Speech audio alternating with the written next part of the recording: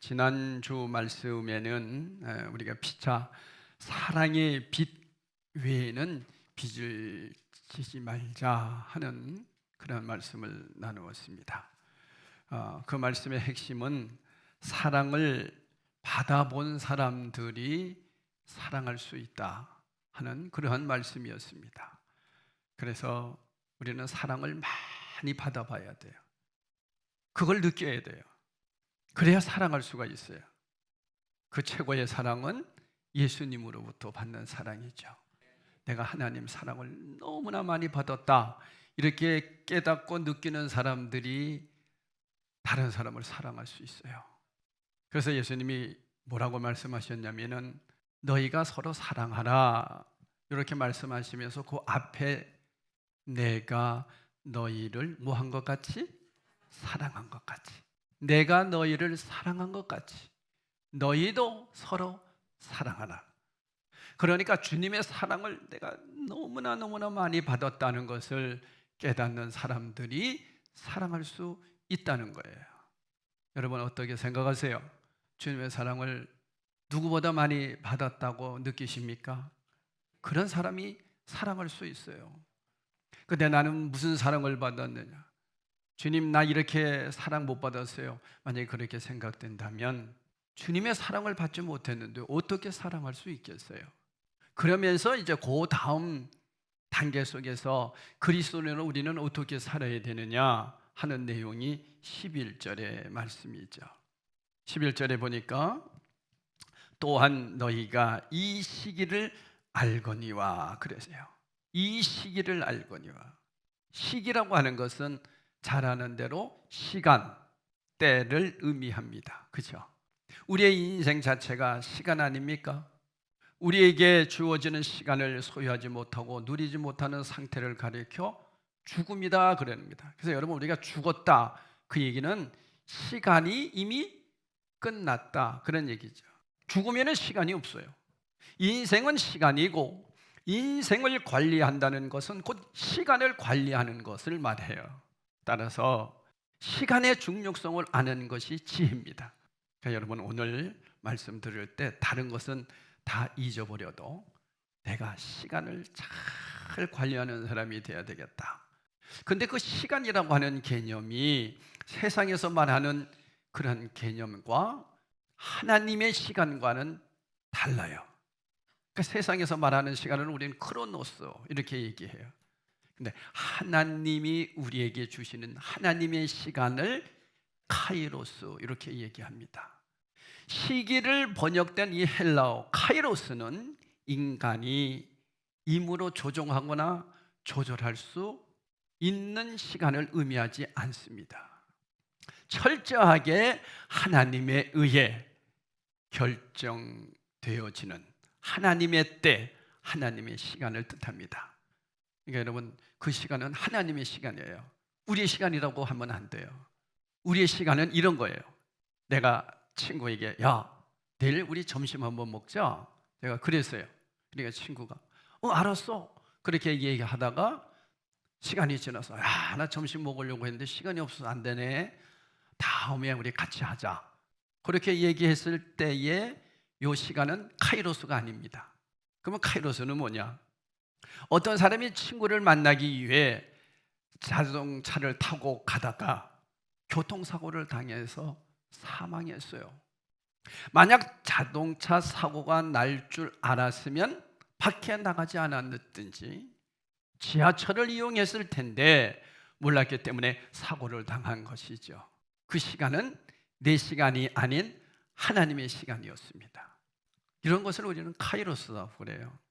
그래서 성도는요, 이렇게 보시면 돼요. 세상은 내가 열심히 노력하면 돼요. 제가 잠깐 TV를 보는데 김성근 감독인가요? 야구. 그분 얘기를 제가 잠깐 들었어요. 그런데 내가 깜짝 놀랐던 게 이분이 간암이었는데 간암 수술을 마취하지 않고 했대요. 그리고 나서 그 다음날 야구 감독이었는데 결승전에 나갔다는 거예요. 그 다음 날 굉장히 의지가 강한 분이었어요. 거기 보니까 스님도 나와 있고 뭐 이 패널들이 많이 있더라고요. 그러니까 사람들이 와, 대단하다, 대단하다, 의지가 강하다. 그러면서 이분이 그런 얘기예요. 여러분, 할 수 있습니다. 하면 됩니다. 안 되는 게 어디 있습니까? 인간은 다 할 수 있습니다. 여러분, 세상에서 말할 때에는 굉장히 중요하게 생각됩니다. 그런데 우리 그리스도인들은 그 얘기를 그대로 받아들이면 그것은 바로 불교와 같은 거예요. 그래서 여러분, 불교는 뭐냐? 자력 종교예요.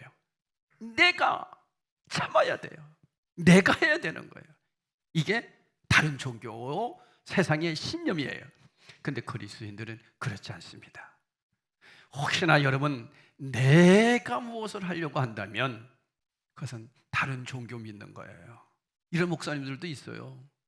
1등이 돼야 됩니다. 최고가 돼야 됩니다. 하면 됩니다. 긍정적인 사고, 할 수 있다, 해보자. 야! 뭐 군대 가도 그러더라고요. 다 모든 게 인간 중심이에요. 이건 기독교가 아니에요. 그러니까 여러분들 신앙생활 하면서 착각하면 안 돼요. 그러면 우리는 뭐냐?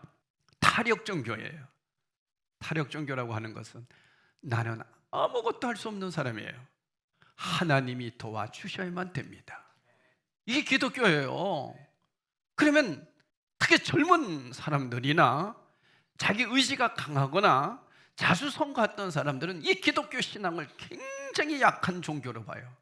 아니, 인간이 얼마나 힘이 없으면 맨날 하나님께 달라고 하고 하나님께 의지하기만 하느냐? 우리가 얼마나 가능성이 무한한데 이렇게 얘기하는 사람들도 있어요. 그런 교회 장로님도 있고, 제가 그런 장로님 너무 가까이에서 내가 봤어요. 저희 매형이 좀 그런 스타일이에요. 장로님이신데 모든 건 열심히 해요. 잘합니다. 세상에서는 정말 철저한 사람입니다. 근데 여러분, 신앙생활은 나는 사랑할 수 없어요. 주님이 주시는 힘으로, 주님이 주신 그 사랑으로 사랑하는 거예요. 이게 기독교예요.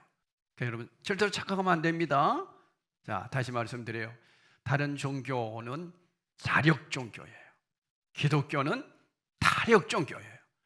내가 할 수 없고 하나님이 도와주셔야 돼요. 내가 할 수 있는 것은 불교에서 말하는 정말 암중보색, 빛을 찾아 내가 가는 거예요. 내가 부처가 되는 거예요. 내가 하나님이 되는 거예요. 내가 이게 바로 다른 종교다 하는 것을 기억하셔야 됩니다.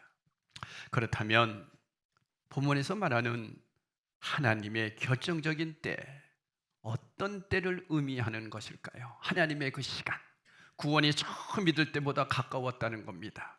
여기에서 구원이란 바로 종말의 날을 말합니다. 그러니까 종말의 날이 가까웠다는 거예요. 종말에는 두 가지 종말이 있어요. 첫째는 개인 종말이 있습니다. 여러분 잘 아는 우리 일용이 엄마가 개인 종말을 맞이했지요. 김수미 씨, 집사 아닙니까? 친정은 다 기독교 집안 아닙니까? 그런데 주님 멀리 하다가 막 귀신 들리고 고난 엄청나게 많았죠. 하나님의 한번 사랑한 자녀는 끝까지 책임지는 거예요. 그리고 나서 그 고통 속에 돌아온 거 아닙니까? 그러니까 여러분, 하나님 우습게 여기지 마세요. 하나님의 선택한 사람 반드시 책임집니다. 단 그 돌아올 때의 고통은 무척 힘듭니다.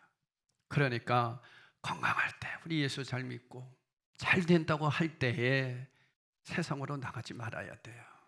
특히 젊은 아이들 있죠. 젊은 애들, 자기들이 다 할 것 같죠.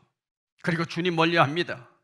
하나님이 그 사람을, 그 자녀를 선택했다면 하나님 시간에 반드시 손볼 거예요. 빨리 돌아오는 게 사는 길이에요. 자, 그렇다면 우주적인 종말이 있어요. 이 우주적인 종말이 뭘까요? 주님 오시는 날이에요. 그래서 누구나 다 종말을 맞이하는데 어떤 사람은 개인적인 종말, 우주적인 종말 두 가지를 다 맞이할 수는 없어요. 근데 거의가 주님 오시는 이 전까지는 우리는 다 개인적인 종말을 맞이하는데 이 개인적인 종말을 준비해야 돼요. 왜냐하면 이건 누구나 가는 길이기 때문에 그래요.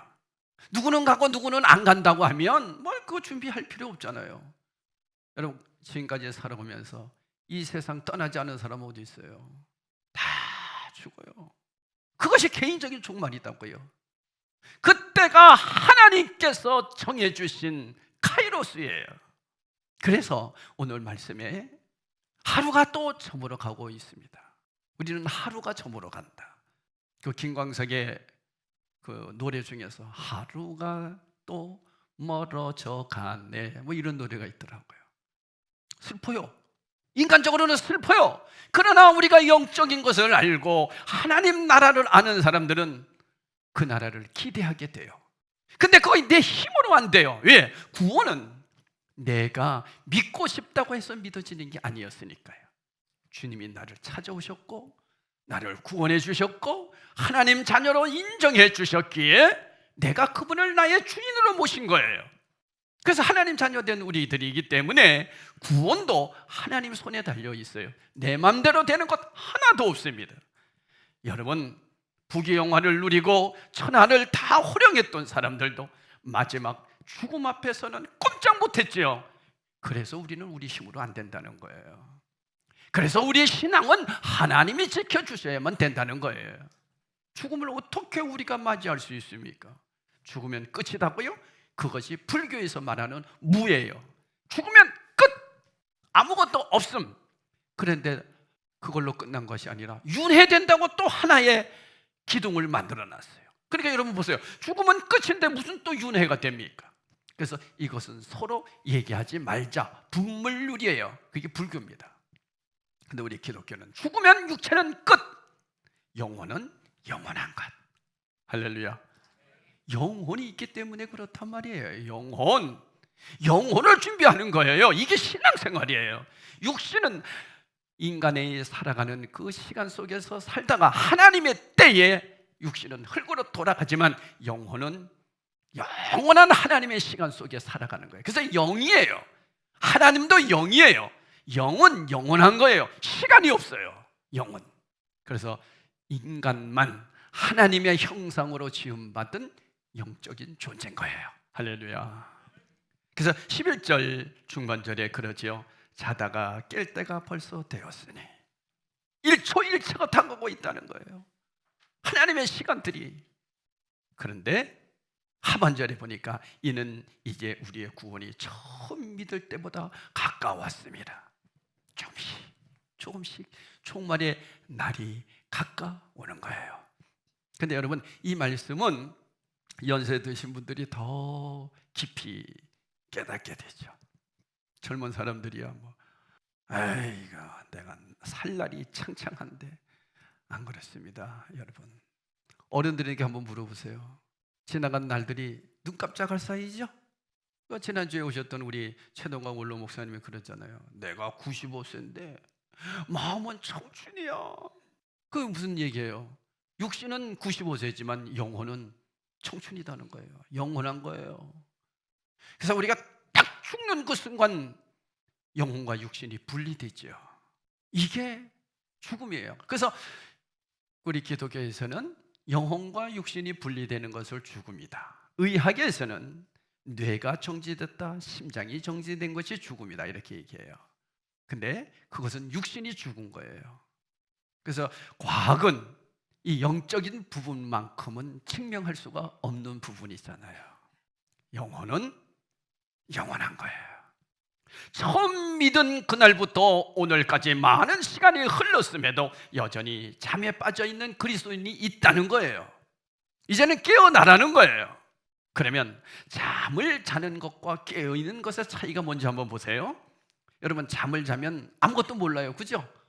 어떤 사람들은 또 이 잠귀가 밝아가지고 자다가도 금방 깨고 막 이런 분들도 있어요. 그러나 어쨌든 잠은 잠은이에요. 자는 거예요.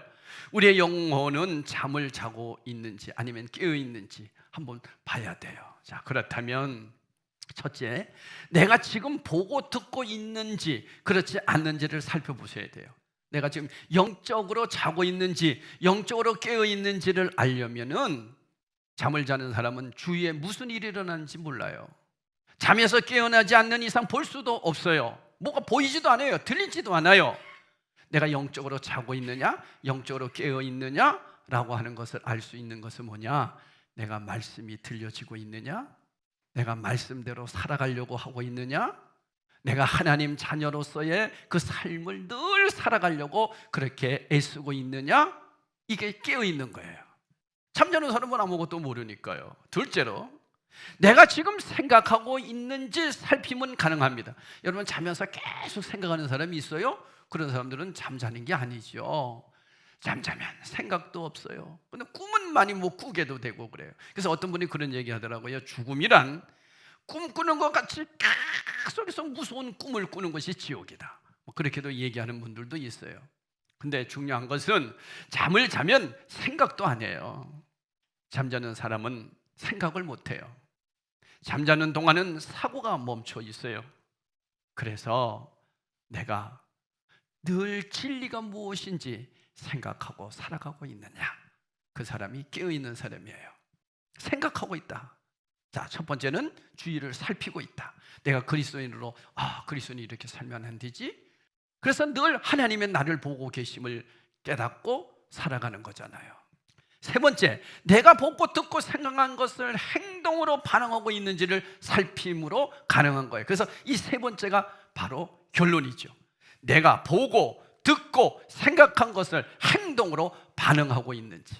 그래서 여러분, 기독교의 신앙은 행동하는 거예요. 믿는 것이 기독교지만은 믿는 것은 행동하는 것과 같은 거예요. 그래서 믿는다, 내가 정말 그 사람을 믿는다, 그러면 그 사람을 향한 내가 행동이 따라지죠. 그죠? 믿으니까 따라지는 거예요. 그래서 움직일 수 없는 믿음은 믿음이 아니에요. 여러분, 내가 보고 듣고 생각한 것을 반응하느냐, 그 사람이 깨어있는 사람이에요. 그렇기 때문에 저와 여러분은 세상 속에 살아가면서 늘 깨어 있어야 돼요.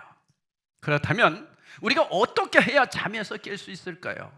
그게 12절 말씀입니다. 우리 12절 다 같이 읽어보겠어요? 시작. 밤이 깊고 낮이 가까웠으니 그러므로 우리가 어둠의 일을 벗고 빛의 갑옷을 입자. 빛의 갑옷을 입으라는 거예요. 여러분, 밤에 자는데 낮에 있던 이 양복 입고 그냥 자는 사람이 있어요? 술 취한 사람 빼놓고. 그죠? 밤에는 밤의 옷을 입어요. 잠옷을 입든지. 바로 목전에 다가와 있는 새날을 맞이하기 위해서는 우리가 벗을 것은 벗어야 된다는 거예요. 내가 잠자리에서 일어났는데 여전히 잠잘 때 입는 옷을 입고 다닌다? 그 사람은 약간 정신이 이상하든지. 어느 목사님이요, 새벽 기도를 가야 되는데 시간을 보니까 늦은 거야. 차량 운행, 우리 예전에는 다 차량 운행하고 그랬잖아요. 그래서 급해가지고요, 넥타이는 항상 메고 잤대요.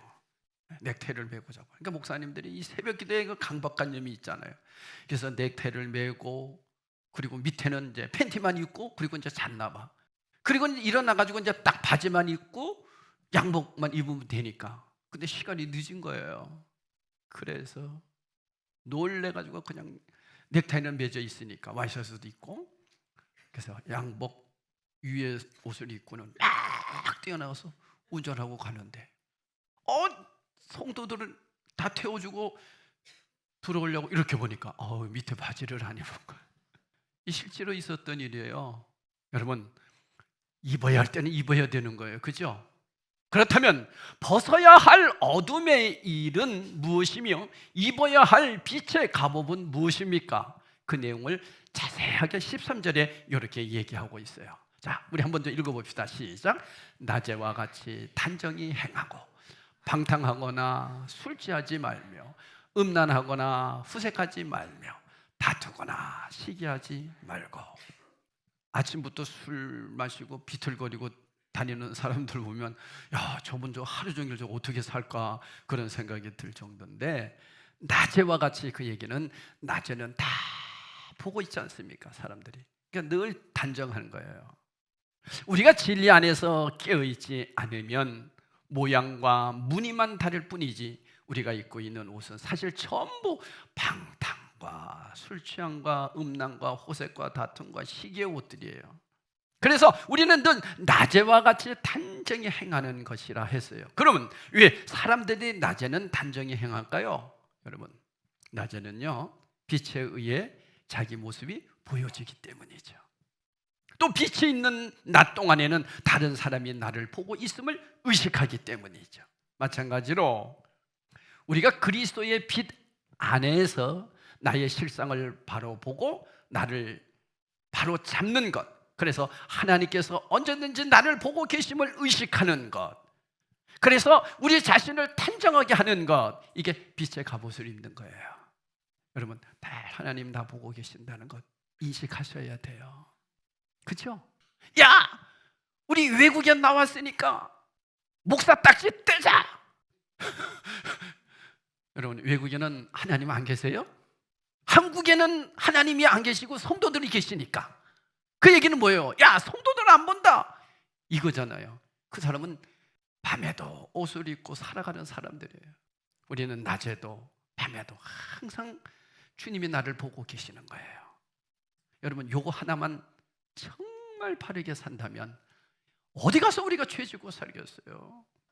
우리나라는 참 이 CCTV가 잘 돼 있어요. 그죠?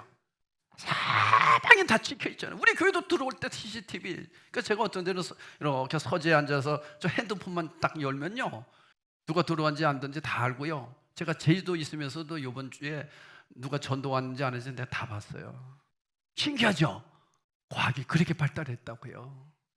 근데 모든 과학은 영적인 사고 속에서 만들어낸 것들이거든요. 우리 전능하신 하나님께서, 영이신 하나님께서 우리를 다 보고 계신다니까요. 이게 믿음이에요. 이게 신앙이에요. 자, 아까도 얘기했어요. 자력 종교를 가진 사람들은 내가 그래서 저는 이 스님들이 참 대단하다고 봐요. 스님들은요, 내가 부처가 되는 거예요. 부처님 도와주세요. 그거는 진짜 부처가 아니에요. 부처가 없어요. 그들은 내가 부처예요. 그러니까 얼마나 여러분 잘 아는 성철 스님 같은 경우는 옷 한 벌 가지고 평생을 살았잖아요. 대단한 자기 신념, 이런 것들이 강한 분들이에요. 근데 우리 기독교는 그게 아니에요. 우리는 그렇게 해도 내 안에는 죄성이 있어요.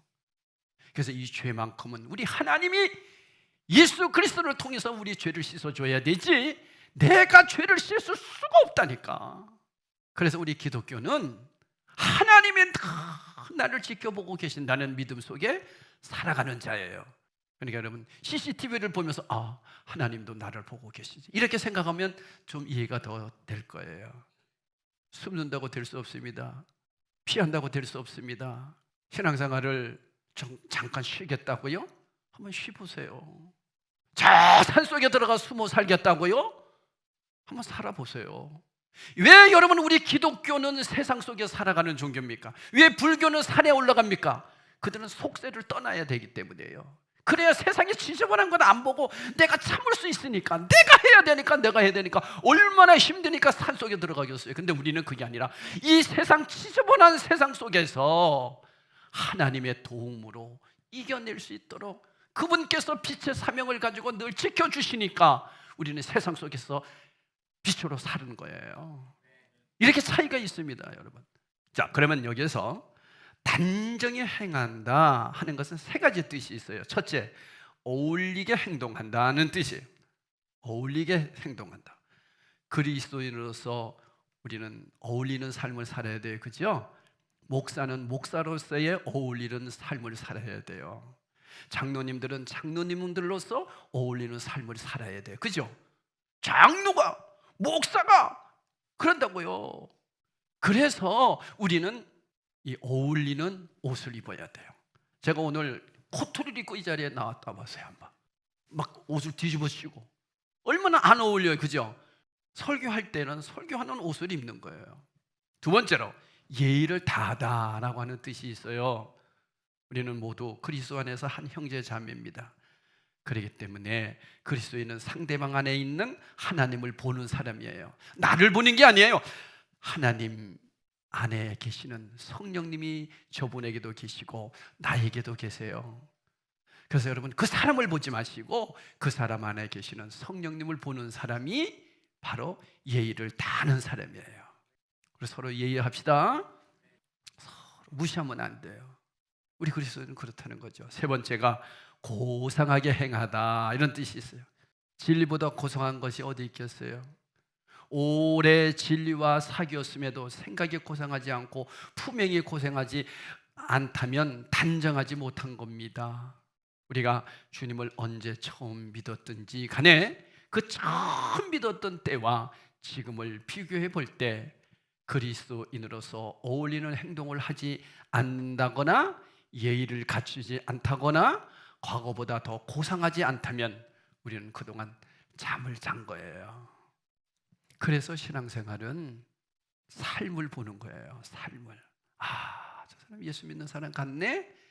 이렇게 보여지는 것이 바로 새 옷을 입는 사람이에요. 자, 그러면 이 상의 내용을 기억하기 쉽도록 좀 더 간단하게 정리해 보겠어요. 14절의 말씀입니다. 자, 우리 14절 다 같이 읽겠어요. 큰 소리로 시작. 오직 주 예수 그리스도로 옷 입고 정욕을 위하여 육신의 일을 도모하지 말라. 여러분, 벗어야 할 옷은 육신의 정욕이라는 거예요. 육신, 정욕. 그리고 입어야 할 옷은 예수 그리스도라는 거예요. 이게 타협 종교예요. 우리 인간은요, 다 내 안에 더럽고 추하고 부패스러운 것만 있잖아요. 그분이 도와주니까 제가 목사가 이렇게 된 거죠. 예수 그리스도로 옷 입을 때가 바로 깨닫는 순간, 그 순간부터 그 사람의 새날이 시작되는 거예요. 그래서 옷을 벗는 경우는 두 가지밖에 없지요. 첫째는 아직 새 옷을 못 만났을 때나, 두 번째, 확실히 새 옷을 만나 그 전까지 좋다고 생각했던 옷을 벗어버리는 거죠. 새 옷이 있는데 계속 헌 옷만 입고 다니면 새 옷이 아니잖아요. 그랬듯이, 그래서 어떤 사람은요, 늘 예수를 믿으면서도 학력이라는 옷을 입고 있어요. 내 학력이 가방끈이 이렇게 긴데. 어떤 사람은 재력의 옷을 갖고 있어요. 내가 돈이 이렇게 많은데. 어떤 사람은 권력의 옷, 명예의 옷, 이런 것들을 늘 입고 신앙생활을 하는 사람들이 있어요. 그러면 여러분, 그 사람은 신앙은요, 항상 어린아이입니다. 절대로 성장 못합니다. 다 내려놔야 돼요. 교회에서는요, 세상에서 아무리 큰 권력을 가졌어도 교회 안에서는요, 항상 모든 것 내려놓는 주의 자녀예요. 이거 꼭 가져야 됩니다. 제가 언젠가 말씀드렸죠. 내가 군대 있을 때 보니까 군종병으로 있었는데, 아니 2등병이나 투수타나 똑같잖아요. 연대장이나 다 똑같은 거예요, 예배 때는. 근데 안 그래요, 군대 교회는요. 쫙 연대장은 줄쫙 경례하고요. 목사님도 오셨습니까? 그래서 제일 앞자리에 딱 교회 오는데 왜 지휘봉을 들고 옵니까? 딱 앞자리에 앉아 있고요. 쫄병들이 뒤에서 딱 앉아 있고. 이게 무슨 교회입니까? 군대 교회 그래요. 여러분, 교회는 그러면 안 돼요. 교회는 누구나 똑같습니다. 아직 군대라고 하는 그 옷, 계급장을 떼지 못하는 옷을 입어서 그런 거예요. 근데 정말 믿음 있는 분들은 그렇게 안 하더라고요. 양복 입고 와요, 주일날. 그리고 와서 다 같이 악수하고 그런 분도 있어요. 자, 결론입니다. 이 카이로스, 이 하나님의 시간이 저와 여러분에게도 지금 다가오고 있다는 것을 기억하면서, 여러분, 생명이 있는 동안 우리는 벗어야 옷을 빨리 벗어버리는 게 좋습니다. 어둠의 옷을 벗어야 합니다. 이 세상에서 취한 모든 명예의 옷도 벗어야 됩니다. 그래야 비로소 내 종말의 카이로스가 도착하면 떳떳하게 주님 앞에 설 수 있는 거죠. 이거 준비하고 사는 거예요. 잘난 체 교회에서 할 것도 없고요, 자기의 그 세상적인 것 자랑할 필요도 없고요. 그거 가져서 뭐 합니까? 그거 잠시는 편하게 살 수는 있겠죠. 다 내려놓고 가는 거잖아요. 그래서 여러분은 장례식장에도 가보면 마지막 염할 때에 수의를 입힙니다. 수의에는요 주머니가 없어요. 아무것도 못 가져갑니다. 이게 인생이에요. 그래서 우리 그리스도인들은 이 땅에 살면서부터 그거 준비하며 사는 거예요. 그게 그리스도인이에요. 나 죽은 다음에 준비할게. 죽은 다음에 어떻게 준비합니까? 죽으면 끝인데. 그래서 살아있는 동안에 죽음을 준비하는 것, 이게 그리스도인이에요. 그러니까 여러분, 죽음을 준비하고 마지막 나의 종말을 준비하고 카이로스, 하나님의 시간의 때를 준비하는 사람들이 막 살겠습니까? 그렇게 안 산다고요. 오늘 이 사실을 여러분 꼭 기억하면서, 주님, 정말로 겸손한 사람으로 종말을 준비하며 살겠습니다. 나에게 주어진 이 시간, 내 세상에 더럽고 추한 옷들을 다 벗어버리겠습니다. 오직 주님의 시선으로 주님이 나를 보고 계심을 알고 그 모습대로 세상 속에서 살아가겠습니다. 그런 고백으로 성찬에 임하시는 그런 복된 시간 되기를 예수님 이름으로 축복합니다. 성찬식 하도록 하겠습니다.